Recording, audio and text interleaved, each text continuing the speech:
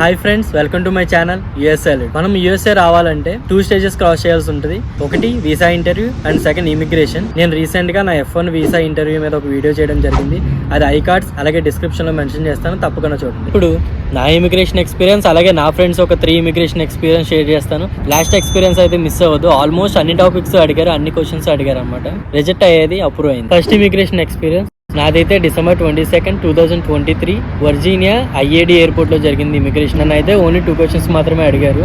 Which university, అలాగే నీ దగ్గర సఫిషియెంట్ అమౌంట్ ఉందా మాస్టర్స్ కంప్లీట్ చేయడానికి. నా దగ్గర ఉన్న ఫండింగ్ గురించి ఎక్స్ప్లెయిన్ చేశాను. నాదైతే చాలా ఫాస్ట్ గా అయిపోయింది అన్నమాట ఇమిగ్రేషన్. నా లగేజ్ తీసుకుని బయటకు వచ్చేసాను, యూఎస్ఏలో అడుగు పెట్టేశాను.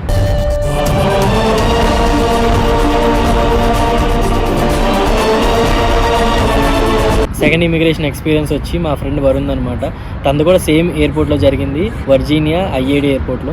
వరుణ్ అయితే 5 క్వశ్చన్స్ అడిగారు అనమాట. విచ్ యూనివర్సిటీ అడిగారు, అసలు నువ్వేమేం క్యారీ చేస్తున్నావు లగేజెస్ లో ఎక్స్ప్లెయిన్ చేయమన్నారు. మనం నార్మల్ డ్రెస్సెస్, ఎలక్ట్రానిక్ గ్యాడ్జెట్స్ కాకుండా పికిల్స్ కూడా క్యారీ చేస్తున్నాను, కానీ నాన్ వెజ్ పికిల్స్ కాదు, వెజ్ పికిల్స్ క్యారీ చేస్తున్నాను అని చెప్పాడు. తర్వాత how much money are carrying India to US అని అడిగారు. తనైతే $800 క్యారీ చేస్తున్నాడు. 1000 కి అయితే మనం ఎక్కువ క్యారీ చేయకూడదు, 800 ఉన్నాయి కాబట్టి యాక్సెప్టెడ్ అన్నమాట. తర్వాత ఏమేమి కోర్సెస్ రిజిస్టర్ అయ్యో ఒకసారి డాక్యుమెంట్ ప్రూఫ్ ఉంటే చూపించాను అడిగారు అనమాట. మనోడి దగ్గర ఉంది, డాక్యుమెంట్ ప్రూఫ్ చూపించాడు. 3 కోర్సెస్ అయితే రిజిస్టర్ అయ్యాడు. వాటి గురించి ఎక్స్ప్లెయిన్ చేసి తర్వాత డాక్యుమెంట్ అయితే చూపించాడు. ఫైనల్గా అకామిడేషన్ గురించి అడిగారు.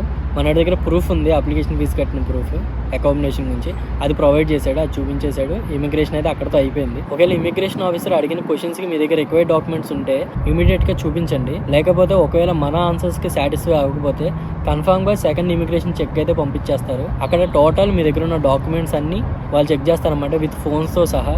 అందుకే ఒకవేళ మీ దగ్గర డాక్యుమెంట్స్ ఉంటే కన్ఫామ్గా ప్రొవైడ్ చేయడానికి ట్రై చేయండి. డాక్యుమెంట్స్ అన్ని హ్యాండ్లోనే పెట్టుకోండి, ఏమైనా అడగగానే వెంటనే ప్రొవైడ్ చేయడానికి ట్రై చేయండి.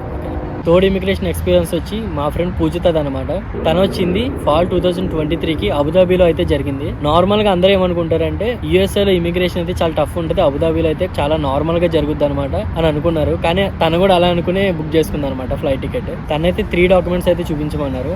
లీజింగ్ డాక్యుమెంట్ ఒకటి, లోన్ డాక్యుమెంట్, అలాగే సేవింగ్స్ అసలు ఎంత ఉన్నాయి అనే డాక్యుమెంట్స్ అన్ని చూపించమన్నారు అనమాట.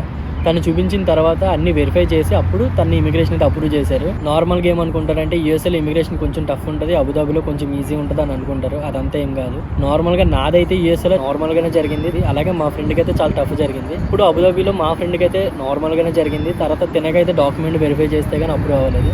ఓకేనా, అన్ని చోట్ల నార్మల్ గానే ఉంటుంది, మన సిచ్యువేషన్ బట్టి మారిపోతూ ఉంటుంది అనమాట. అన్ని చోట్ల ఇమిగ్రేషన్ అనేది ఇమిగ్రేషన్ లాగా జరుగుద్ది, ఈజీ టఫ్ అనేమి ఉండదు.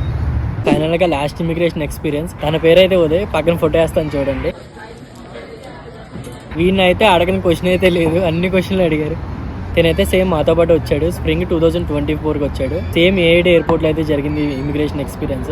ఆల్మోస్ట్ అన్ని ఇమిగ్రేషన్ ఆఫీసర్ ఎవరినైతే ఏమేమి క్వశ్చన్లు అడుగుతారో అన్ని కలిపి మనోడిని ఒక్కనే అడిగేశారు అన్నమాట. ఆ రోజు తిన ముందు 3 మెంబర్స్ అయితే సెకండ్ ఇమిగ్రేషన్ చెక్ అయితే పంపించారన్నమాట. లాస్ట్ లో వీడు ఇన్విచ్చిన క్వశ్చన్ అయితే ఎండింగ్ డేట్ అడిగారు. తన ముందోడు ఎండింగ్ డేట్ అయితే చెప్పలేదు, అందుకే సెకండ్ ఇమిగ్రేషన్ చెక్ పంపించేశారంట. మనోడు వెంటనే I-20 తీసి ఎండ్ డేట్, స్టార్టింగ్ డేట్ గుర్తుపెట్టేసుకున్నాడు. ఏమేమి క్వశ్చన్ అడిగారు చూడండి. ఫస్ట్ అయితే ఏ యూనివర్సిటీ అలాగే అకామిడేషన్ గురించి అడిగారు. అప్పటికి మనోడి దగ్గర అకామిడేషన్ అయితే లేదు, టెంపరీ అకామిడేషన్ మాత్రం ఉంది, వాళ్ళ ఫ్రెండ్ ప్రొవైడ్ చేస్తా అన్నాడు.